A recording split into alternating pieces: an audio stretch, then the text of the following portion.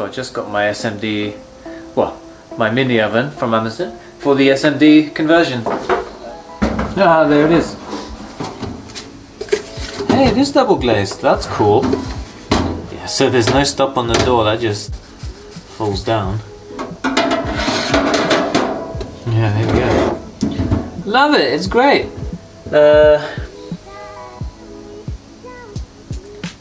Hold on a minute, there's no fan. What the hell? It said there was a fan. Convection fan. It moves hot air evenly around the food as it cooks. Where's the fan? Huh? Where's the fan? Lying bastard. So frustrating. Also, it's no good. So I'm trying to arrange the return of the oven that was falsely advertised. This is the returns label. Please do not pay for your return, as we will not cover the cost. Please reply to this email, depending on the reason. So this isn't an email. Call ended. Let's try again. One ring, call ended. Call ended. Quite some customer service, eh?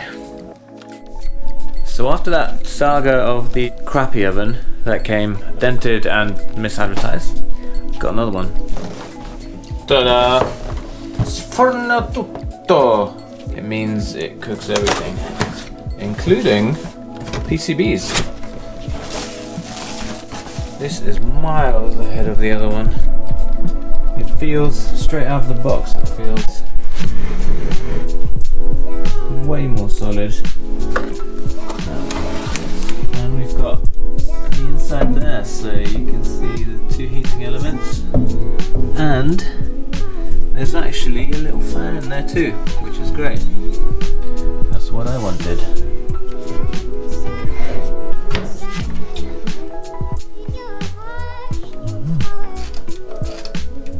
Okay. Need to set the timer. Well, there's a little bit of a blow there. It's nice to have the light as well, see what's happening.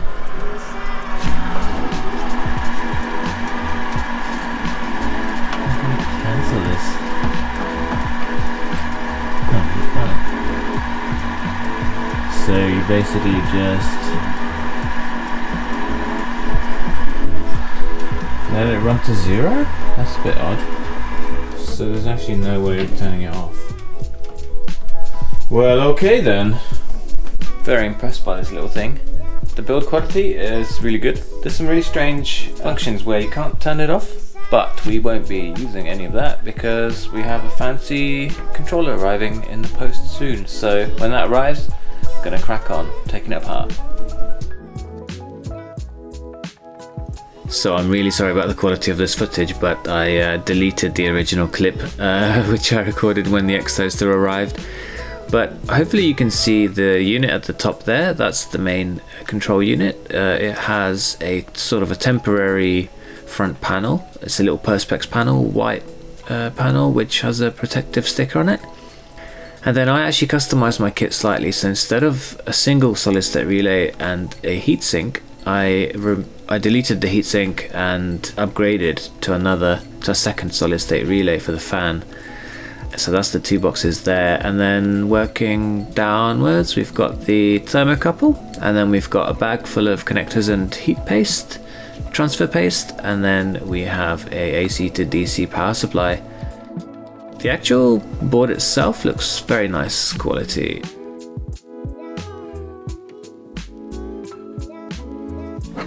So the next thing was to figure out how to mount everything to the toaster oven. A lot of people make an external box to house the electronics for the controller. I really didn't want to do that. I wanted to try and integrate as much stuff into the toaster as possible. There's actually, I didn't know this at the time, but I think it's safe to assume that there's no space inside really, or not enough space inside. So I hatched a plan to make a heatsink to mount on the side of the case here. which will kind of act as a frame for the SSRs. And then the power supply somewhere around the back or maybe inside the case, and then the panel just on the front here. So I would have removed the dials and mount the panel straight on the front here. So that was kind of the plan. And to create the heatsink, I decided to model it in Fusion 360 and try and cast it out of aluminium, just because I have a furnace and I have a bunch of aluminium that I've melted down from old engine pistons and car parts and coke cans and kind of everything I could find really. So this was the heatsink design. Drew up this sketch, extruded the sketch to provide the finned area, and then extruded the one fin, repeated the feature loads of times, created a draft angle for the fins, created a draft angle for the end fins as well, and then extruded the back and created draft angles for the back of the heatsink. So this area here is where the solid state relays are going to be mounted. Because I'm quite new to casting, don't really have enough experience to be able to judge whether the casting is going to be a success. It seems quite risky. These draft angles are quite shallow, but I wanted to kind of strike a balance of having a fairly decent fin and be able to release the part from the mold. So yeah, we'll see how this turns out. At the moment, at the point I designed this, I wasn't very optimistic, but I was willing to give it a go. So let's go ahead and print this and see what happens. So we have the heatsink printing nicely. It's been going for 17-18 hours now, and we've got a couple of hours left. This is what it looks like so far. So the SSRs are going to go at the back there, and well, this is going to be a plug for the casting, but I assume that's the casting. The print's just finished, so let's try and get it off. Oh yeah.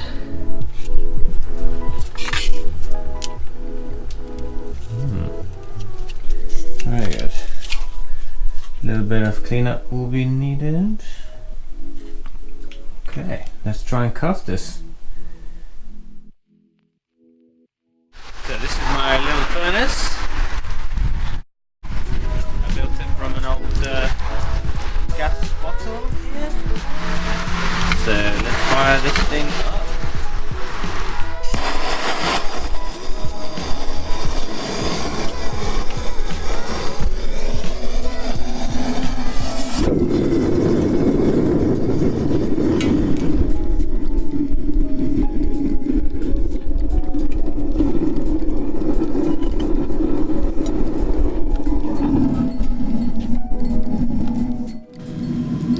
So here I'm preparing the green sand mold.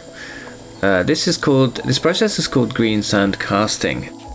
Green sand because the sand is actually a mixture of normal sand, bentonite clay, which is a moisture absorbing sort of material, and a little bit of water.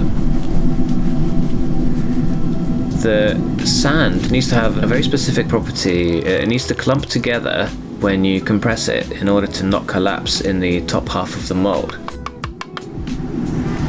So what I'm doing here is I'm inserting the plug into the mold, into the soft sand, and then I'm sort of compacting it down, and I'm trying to release the plug and keep the features inside the sand and keep them sharp and sort of high quality, so the sand doesn't collapse, ruin the detail of the part.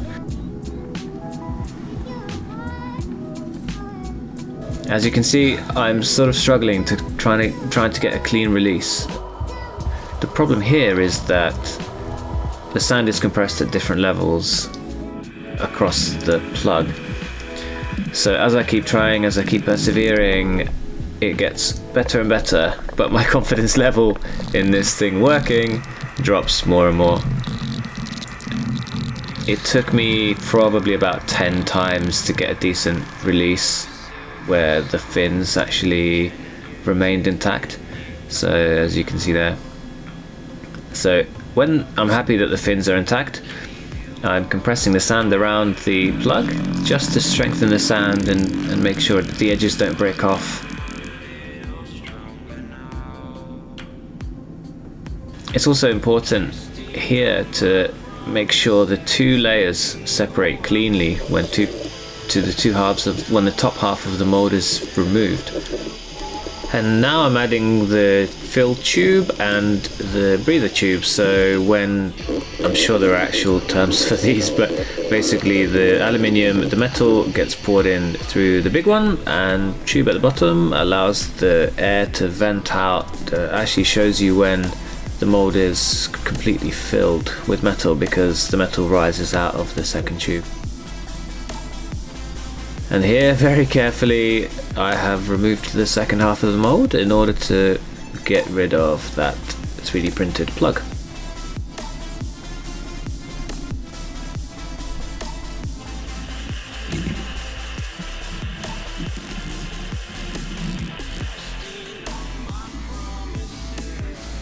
So when I do remove it, the two halves go back together again, and I hope that the top half doesn't collapse into the empty cavity. You have to be super gentle here. And now that we're ready to pour the metal, I'm just stirring the aluminium and getting rid of the impurities that rise to the top. That's called slag. And I'm starting to rush here just because it's raining outside, and aluminium can actually explode when it hits water.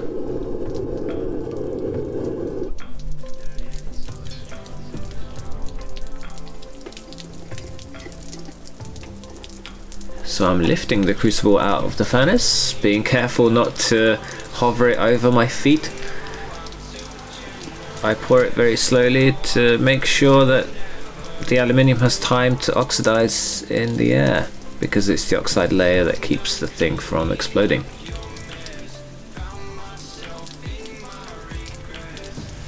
And I'm watching the vent hole, and when that shows metal, I stop pouring. It's done.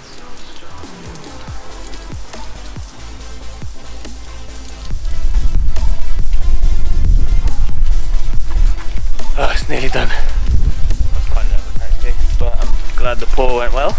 We'll see what the quality is like when I take it out.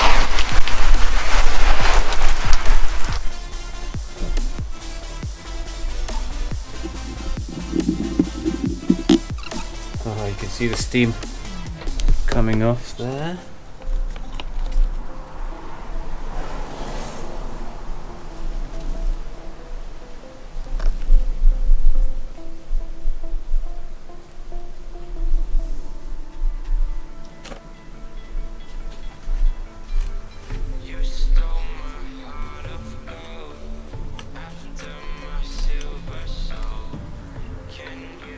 Here we go. There is one heatsink. So the quality of the fins isn't amazing, but it's definitely usable. The back face seems quite good.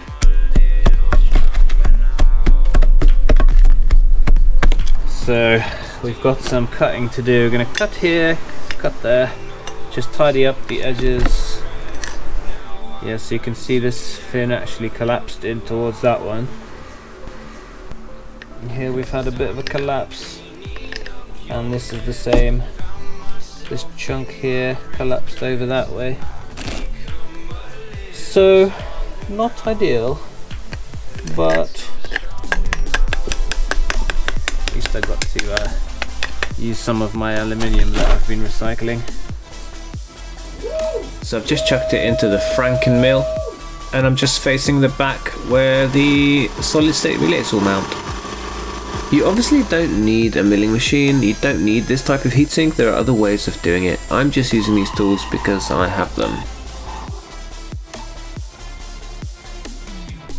So the way the wiring is going to work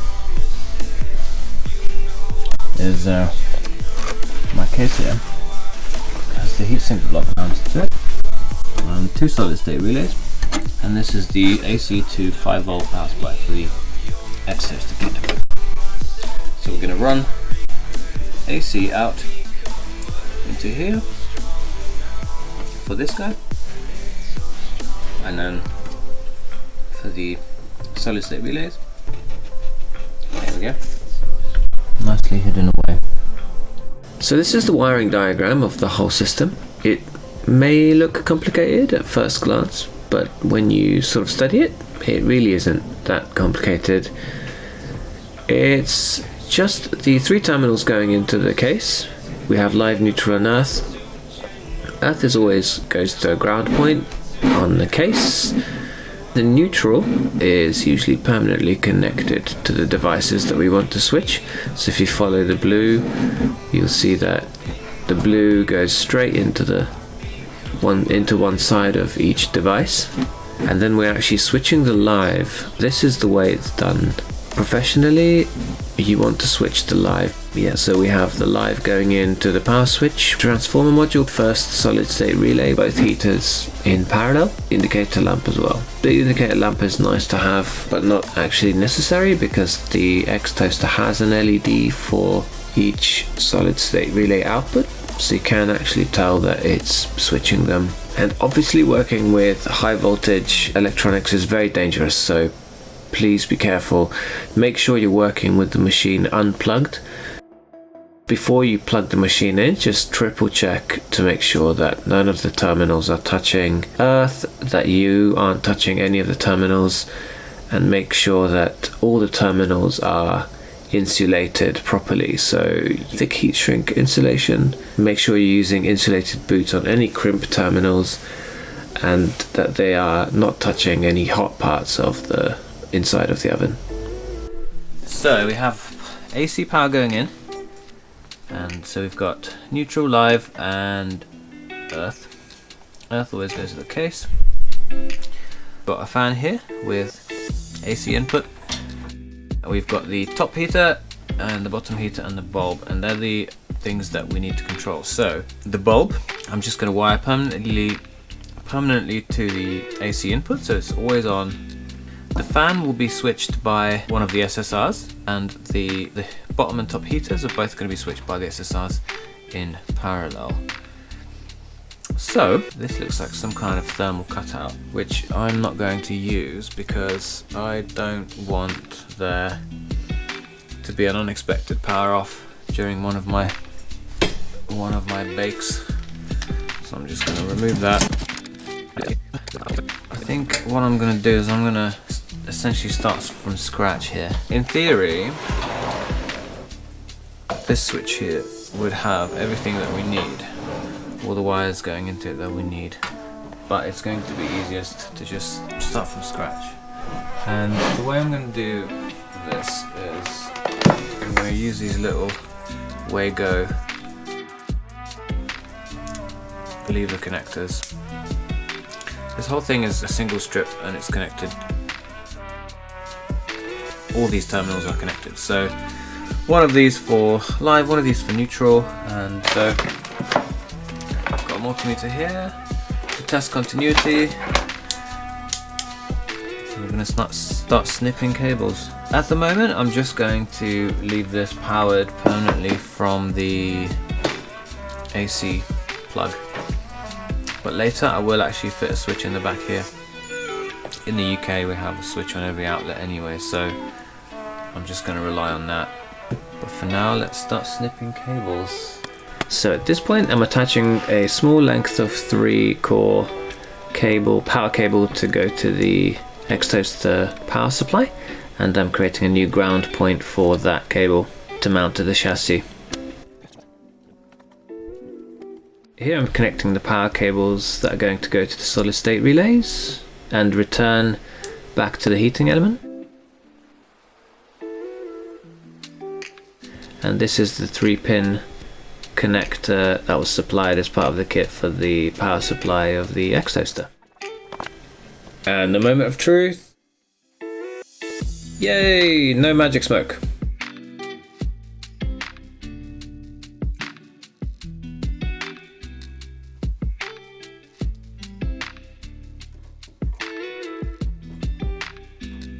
And now it's time to test the whole system with the loads attached to the solid state relays.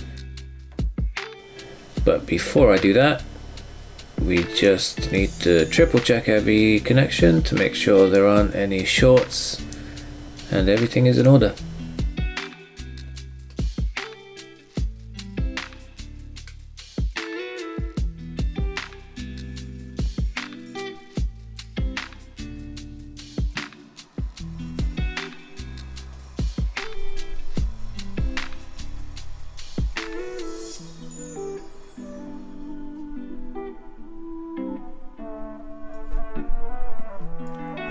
Managed to get these 3 dials out, and that was as simple as unbolting this panel from the back with the help of a ratchet screwdriver, which allowed me to reach in and get those last few screws, which now means that there is a clean space here for the enclosure.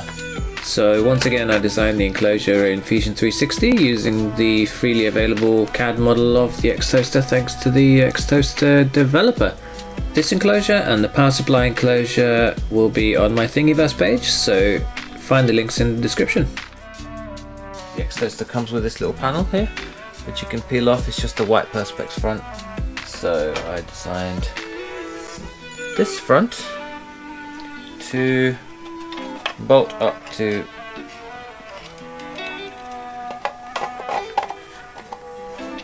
the enclosure box, and then the whole thing is going to be mounted here.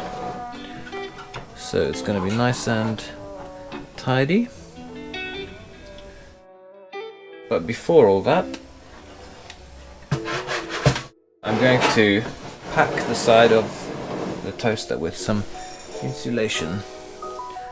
Depending on what kind of insulation you use, it might be dangerous to your health, so just make sure you read the appropriate data sheets.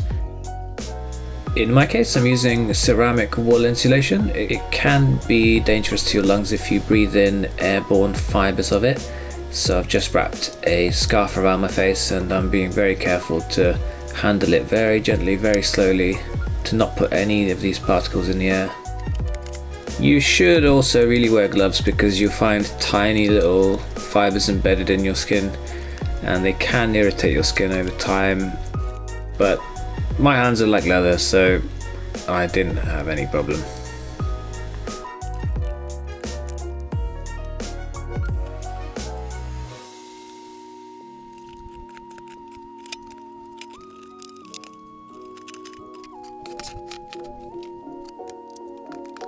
So here I'm just drilling the front panel with a 3mm drill bit, and I'm going to use automotive trim screws, which have a very nice grippy thread, and they dig into the front panel very nicely. The M3 hardware that hold the panel to the enclosure just screws into the slightly undersized 3D printed plastic holes. Now, because it's PLA, you have to be very careful not to overheat it. Just a few turns of a screw will actually generate enough heat in the threads to start to melt the plastic. So go a few turns at a time and just alternate them.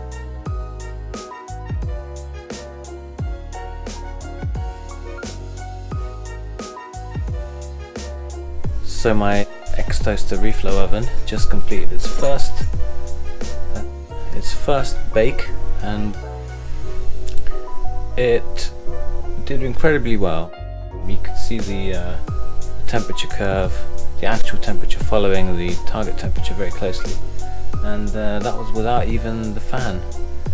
Without the fan, without any extra reflective tape inside, and with no extra upgrades to the heating elements. All it has is the ceramic wall insulation, so quite a good result. Tomorrow I'm gonna try it with the fan on and see if the PID is even more accurate. But for now, I'm very happy. So looking at the front here, we've got the inside of the oven. I haven't yet put any tape in, but it actually works well enough, so I'll show you that in a minute. We've got the temperature probe there, which comes through a hole in the side of the casing there, which was already there. I didn't have to drill it. Very strange because it's a leak of temperature, but well, it seems to work well, so I'm not gonna worry about that too much. I've got the light is on permanently with power. There doesn't need to be any more complicated wiring, just to have the light switch on and off. This particular oven has a double glazed front door, which is great for keeping temperature in. Working our way around the front here, got a blanking plate which I 3D printed just out of natural ABS here, and then we've got the X-Toaster control panel. So this enclosure here is 3D printed PLA, which we'll see if it stands the test of time. I'm pretty sure it's going to be fine. It's slightly angled, I think it's 5 degrees, so it's slightly easier to press the buttons. Yeah, the design is freely available on my Thingiverse if you'd like to download it and try it for yourself. M3 screws here, but the screws just make the threads. It's pretty soft material, so yeah, that works really well. Moving on, we've got my heatsink, which the casting went horribly wrong. Unfortunately, the angle in here was a little bit too close to 90. So anyway, I'm not too happy about it, but equally it works well enough. It's basically cold all the time, so it doesn't really, the SSRs that are behind there, they don't really need that much heat sinking. But yeah, it's just a good way of making sure when it's in desiccant mode, when it's running for hours on end, you know, there's not going to be any issue here with overheating SSRs. And it's actually spaced away from the case by 2 ABS feet there, so it shouldn't pick up any heat from the side of the case. So yeah, works really well. Equally, I mean, you can use, you know, half of a square tube section. This way, it's all attached to the case of the toaster, so we don't need a separate case. So I think it's really neat. And then moving on, we've got the power supply for the X-Toaster here. So 240 volts coming in, 5 volts coming out. It's nice and neat little integrated PCB. So yeah, here we go. Oh, and the oven is stuffed full of ceramic fiber insulation. So there's about a centimetre, maybe more than a centimetre, I think about ½ inch of matting around the sides and the top, the back. Yeah, the bottom doesn't actually have a cavity to fill, but because heat rises, it's not too much of an issue. I'm planning to tape a load of aluminium tape in there just to reflect the heat a little bit better, but as it is, it works really great. Unfortunately, I don't have any PCBs that need making at the moment, but I'm going to demonstrate the oven to you anyway. We're going to blast through a reflow profile and show you how it works. So this profile here has the fan on during its all 5 stages. So we're going to do like a back-to-back sort of test to see whether there's much any difference. Start at 3. Boom.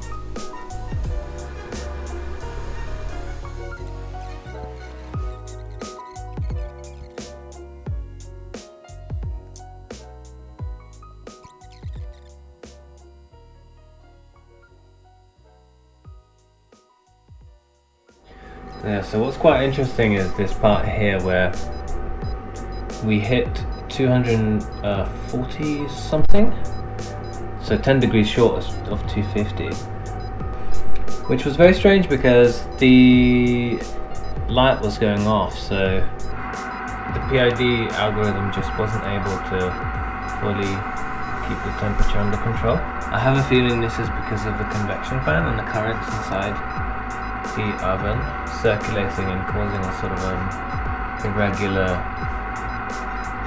sort of air currents inside. So now I'm going to let the oven cool down, and then we're going to do another test without the convection fan, and and see what the difference is in response. Yeah, the temperature rise, how quickly it can go without the fan.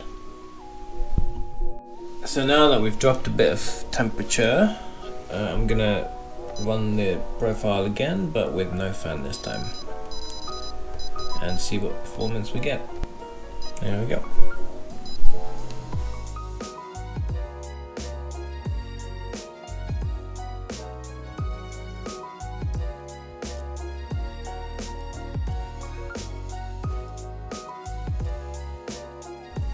The stability of the temperature inside the oven is a lot better now. It's still lagging behind by about 8 to 10 degrees, but it seems like the PAD is at fault here, so I might just increase the actual targets ever so slightly, because the actual temperature is always lagging slightly behind the target. Overall, it's very good. I also suspect that adding some heat reflective tape inside is going to help make the thing even more responsive. So yeah, I'm really happy with how the oven turned out. It works really well. The X-Toaster kit is spot on. I'm not affiliated with X-Toaster, I just bought the kit online and it works great. It has just the right amount of functionality, not too complicated, very easy to set up the profiles, and yeah, works perfectly. So yeah, I would really recommend it. This oven was about £60, which I think is very cheap for what the features that it has. It's got 2 elements, 1400 watts, which is a lot of power, and it has a convection fan as well. For just over 60 quid, it's a really good deal. The previous oven that I bought was 42 or something, and it was absolute junk. It arrived dented, and it was just a completely different experience. For 20 quid more, it's night and day difference. If you are interested in this oven, please do hit the affiliate link in the description. Hopefully it will give me a little kickback and help me make more videos. So thank you guys for watching, and my channel is going to be full of random electronics and maker stuff, so yeah, do check out my other videos and hope you enjoy them. Thanks very much for watching.